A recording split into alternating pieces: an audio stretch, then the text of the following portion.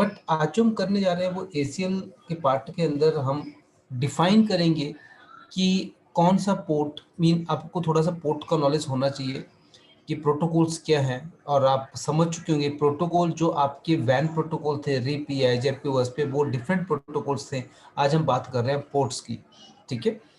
तो access list mean simple way में समझें तो एक फायरवॉल है, और इसके ऊपर डिपेंड कर रहा है कि आप किस टाइप के ट्रैफिक को अपने नेटवर्क के ऊपर अलाउ करना चाहते हैं, और किस टाइप के ट्रैफिक को आप चाहते हैं कि ये हमारे नेटवर्क के ऊपर ना आए या उसको ब्लॉक करना चाहते हैं, ठीक है। तो दो ही काम होते हैं इसमें, इनबाउंड और आउटबाउंड का कॉन्सेप्ट, इसके अलावा कुछ नहीं है इसके अंदर।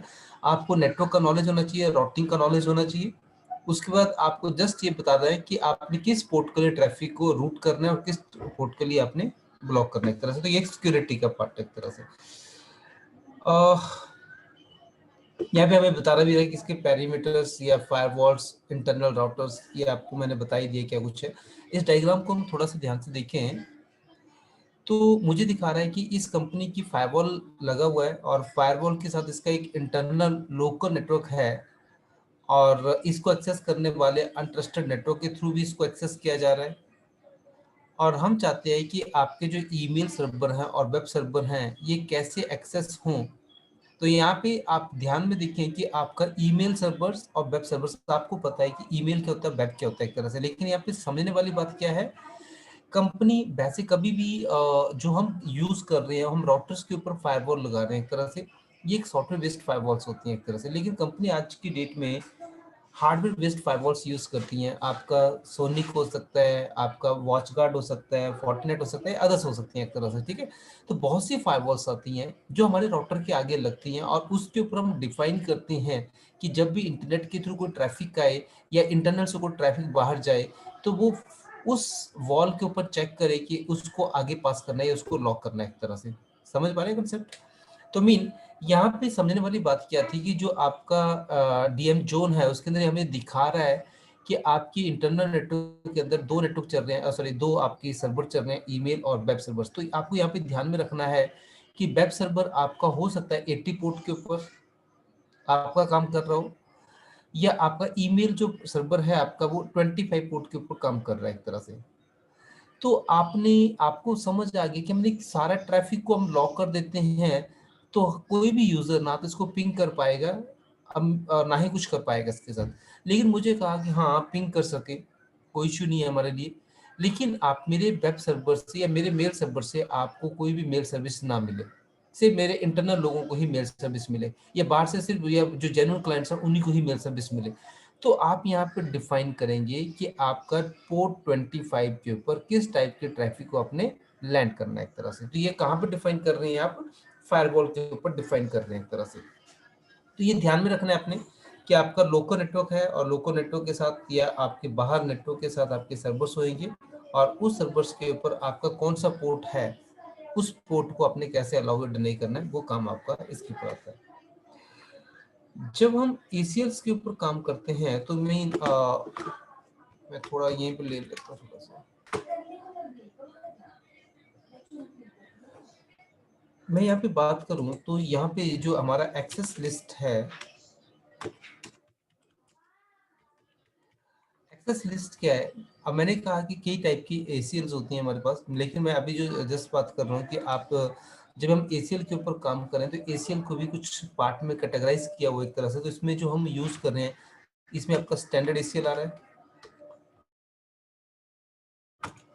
एक्सटेंडेड ACL आ रहा है, इसमें ACL है, इसमें नेम्ड ACL है, और इसमें टाइम्ड ACL है।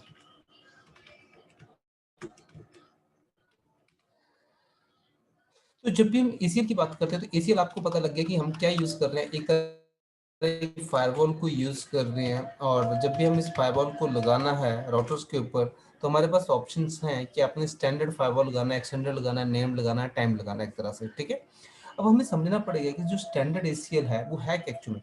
कुछ नहीं है, जस्ट एक नंबर है। आपको यदि नंबर आपने 1 to 99 आपने डिफाइन कर दिया है तो it means it's a standard ACL। Simple language में समझें आप, जब भी आप स्टैंडर्ड ACL लगा रहे हैं, जब हम ACL डिफाइन करते हैं तो हम उसका नंबर साथ में डिफाइन करते हैं एक तरह से। यदि आपने नंबर, आपका नंबर वेरी करता है 1 to 99, it means it's a standard ACL। और स्टैंडर्ड ACL का मतलब क्या होता है कि आप क्या कर रहे हैं, आप standard ACL is always configured near to source address. ये ध्यान में रखना कि इसको हमेशा सोर्स एड्रेस के साथ कॉन्फ़िगर किया जाता है, इसमें डेस्टिनेशन को डिफाइन नहीं किया जाता। दूसरी चीज यहाँ पे क्या होती है, जब हम सोर्स को डिफाइन कर रहे हैं तो इसके अंदर हम किसी पर्टिकुलर पोर्ट को लॉक नहीं कर सकते हैं। पर्टिकुलर पोर्ट का मतलब कि मीन ये क्या करेगा, ऑल TCP IP जो आपका प्रोटोकॉल सूट है या इसको अलाउ कर देगा या इसको डिनाई कर देगा। यहाँ पे थोड़ा सा समझने वाली बात यहाँ पे ये आ रही है कि होता क्या है, आपको पता है जब हम TCP IP की अंदर बात करते हैं तो इसमें जो प्रोटोकॉल्स होते हैं दो पैरामीटर्स में डिफाइंड है, या तो TCP बेस्ड प्रोटोकॉल होंगे हमारे या UDP बेस्ड होंगे एक तरह से, ठीक है। तो जब हम TCP IP की बात करते हैं तो आपके जितने पोर्ट है, चाहे आपका 80 है, अभी हम जैसे बात कर रहे थे 80 है, आपका 25 है, या आपका 57 है, 67 है, लाइक जो भी है आपके 20 है, 21 है, ये सारे प्रोटोकॉल्स हैं आपकी एक तरह से, एटसेट्रा और भी बहुत से हैं। तो यहाँ पे क्या बात हो रही है कि अब यहाँ पे जब हम स्टैंडर्ड ACL लगा रहे हैं तो आपको पता है 80 पोर्ट के ऊपर आपका वेब सर्वर चलता है, 25 पोर्ट के ऊपर आपका मेल सर्वर चलता है, 2021 के ऊपर आपका FTP चलता है, आपका 23 के ऊपर टेलनेट चलता है, या अदर्स प्रोटोकॉल जितने भी प्रोटोकॉल्स हैं, आपको प्रोटोकॉल्स की नॉलेज होना बेहद जरूरी है यहाँ पे। लेकिन जब आप स्टैंडर्ड ACL कॉन्फ़िगर कर रहे हैं तो प्रॉब्लम्स क्या क्रिएट होता है कि हम किसी पर्टिकुलर पोर्ट को अलाउ या डिनाई नहीं कर सकते। मैं चाहता हूँ कि आप मेरा यहाँ पे सपोज मेरी कंपनी का एक वेब सर्वर चल रहा है, लाइक ये मेरा कंपनी का एक वेब सर्वर है, ठीक है, और यहाँ पे इंटरनेट चल रहा है हमारा और इसके थ्रू हमारा ये सर्वर कनेक्ट है।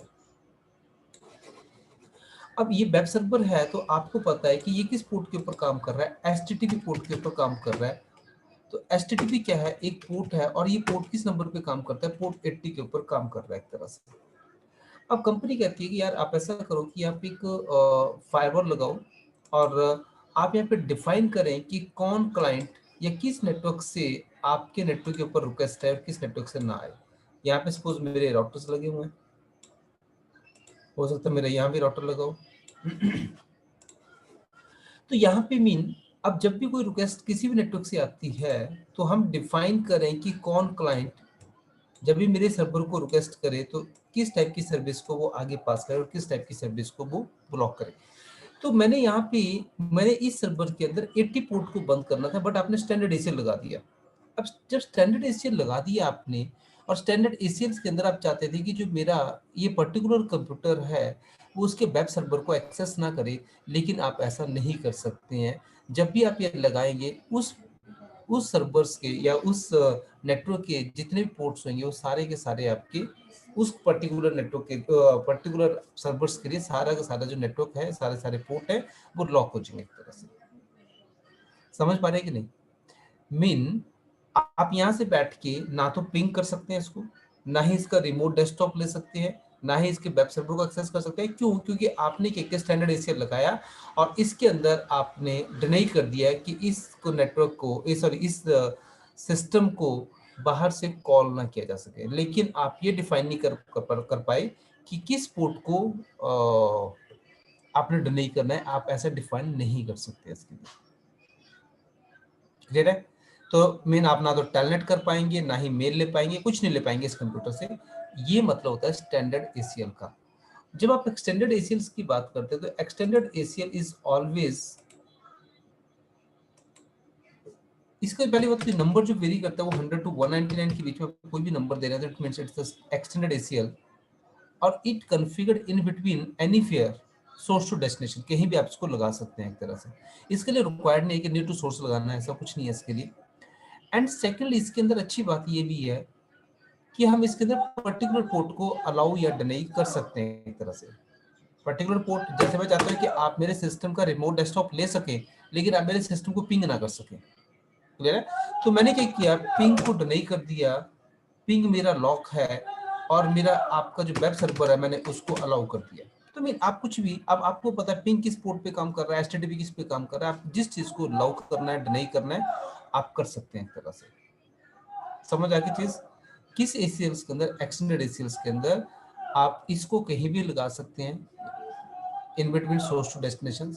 सेकेंडली इसका जो नंबर वेरी करता है 100 to 199 से हमें पता चलता है कि आप कौन सा एचसीएल यूज कर रहे हैं, स्टैंडर्ड यूज कर रहे हैं, एक्सटेंडेड यूज कर रहे हैं। और अच्छी बात यह है कि आप पर्टिकुलर पोर्ट को अलाउ या डिनाई कर सकते हैं एक्सटेंडेड एचसीएल के बीच में एक तरह से, ठीक है।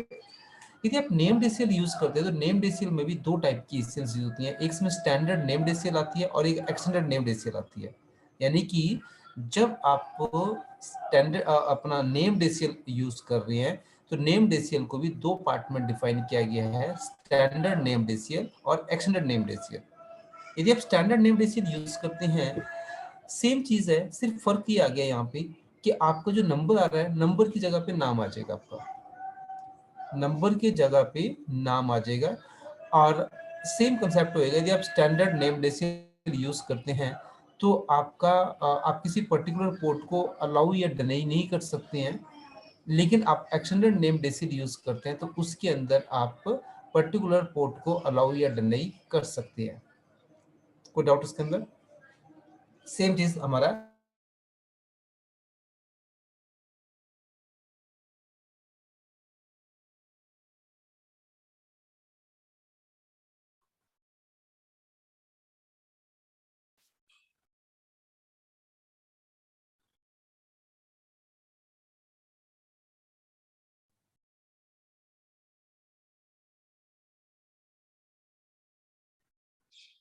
Hello, I think so sir की कॉल डिस्कनेक्ट हो गई। रिकनेक्ट करना है फिर? है तो है सर ऑनलाइन।